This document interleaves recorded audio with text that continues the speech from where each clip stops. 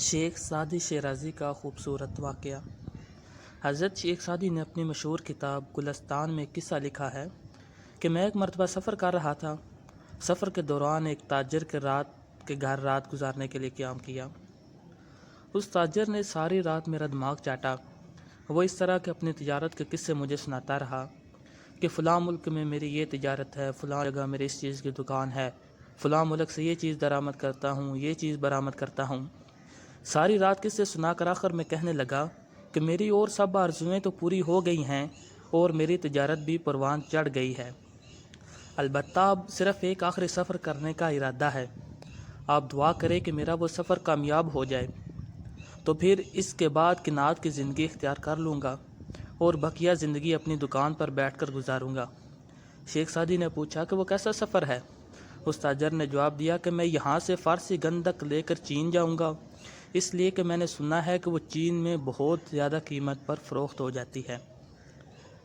پھر چین سے چینی برتن لے کر روم میں فروخت کروں گا، وہاں سے رومی کپڑا لے کر ہندوستان میں فروخت کروں گا، اور پھر ہندوستان سے فولاد خرید کر حلب شام میں لے جا کر فروخت کروں گا، حلب سے شیشہ خرید کر یمن میں فروخت کروں گا، پھر وہاں سے یمنی چادر لے کر فارس آ جاؤں گا۔ غرض یہ کہ اس نے ساری دنیا کے ایک سفر کا منصوبہ بنا لیا اور شیخ سعدی سے کہا کہ بس اس ایک آخری سفر کا ارادہ ہے، اس کے لیے آپ دعا کریں۔ اس کے بعد میں کنات سے اپنی دکان پر بقیہ زندگی گزاروں گا۔ اس وقت بھی یہی خیال ہے کہ سب کچھ کرنے کے بعد بھی باقی زندگی دکان ہی پر گزار لے گا۔ شیخ سعدی فرماتے ہیں کہ جب میں نے اس سفر کی روادات سنی تو میں نے اس سے کہا، یعنی کہ ادھر شیخ سعدی شیرازی نے چند فارسی کے اشعار میں اس کو پڑھ کر سنائے، ان جن کا ترجمہ یہ ہے کہ فرمایا کہ تم نے یہ قصہ سنا ہے؟ غور کے صحرا میں ایک بہت بڑے سوداگر کا سامان اس کے اونٹ سے گرا پڑا ہوا تھا۔ ایک طرف اس کا اونٹ بھی مرا پڑا تھا اور دوسری طرف وہ خود بھی مرا پڑا تھا۔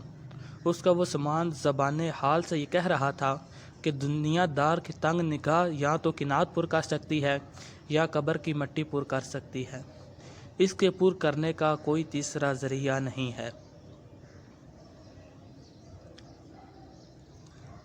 یہ واقعہ بیان کرنے کے بعد شیخ سعدی بیان فرماتے ہیں کہ جب دنیا انسان کے اوپر مسلط ہو جاتی ہے تو پھر اس کو کسی اور چیز کا خیال بھی نہیں آتا۔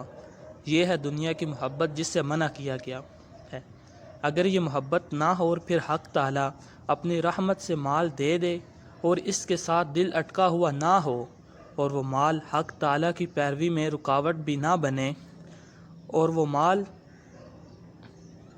شریعت کے احکام بجا لانے میں صرف ہو، اس کے ذریعے انسان جنت کمائے تو وہ مال دنیا نہیں ہے، وہ مال بھی آخرت کا سامان ہے۔ لیکن اگر اس مال کے ذریعے آخرت کے راستے میں رکاوٹ پیدا ہو گئی تو وہ دنیا ہے جس سے روکا گیا ہے۔